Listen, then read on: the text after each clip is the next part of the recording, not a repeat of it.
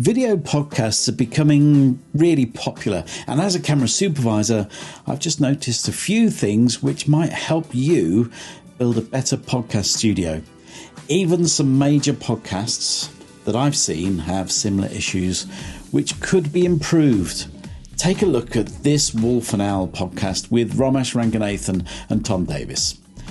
Here's a rough plan of what I think the setup looks like. It's set up like a US morning talk show where the cameras are positioned for the hosts to look out front. So when they actually talk to each other, their eye line, basically the direction in which they're looking, is a long way from the camera. As a viewer, it starts to look, well, strange. Suddenly, you're looking at the back of someone's head. I mean, Tom's gone extreme here, but you get the idea. No one would ever organise a shot which looks like this. So, back to the rough plan. This is where the cameras should be. We're basically looking over the shoulder of each person. Simple. Next up, video podcasts are generally made as add-ons to audio ones.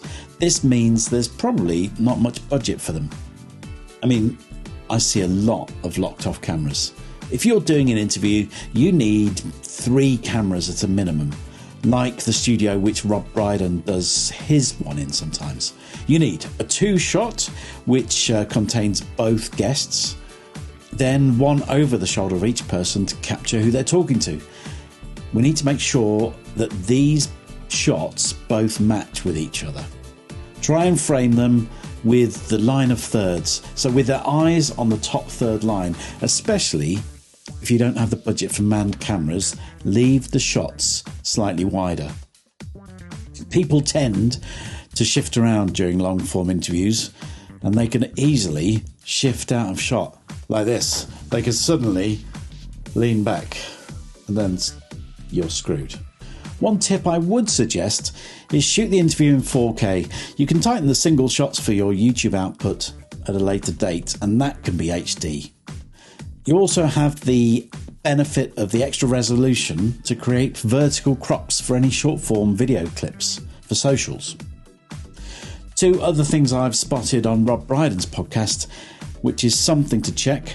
Make sure all the camera's settings are the same. Look at this one with Michael Palin. Each time they do a cut, something feels strange.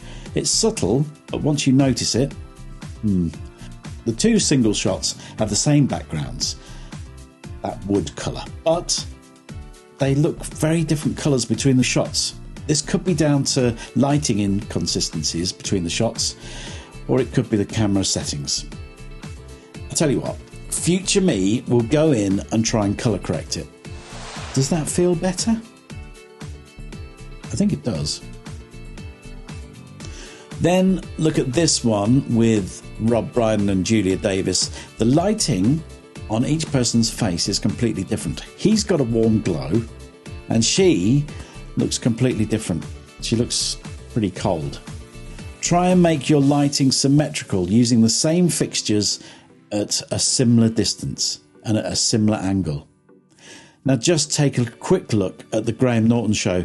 The backgrounds are designed to look very similar in the singles, the lighting is very similar, and you also have a team of engineers tweaking the cameras so everything matches.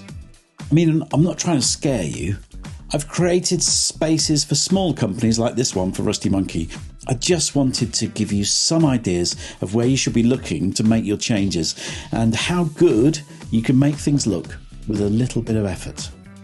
If you want to learn how to be better than Stephen Bartlett and deep dive into shots and designing studios, head somewhere here.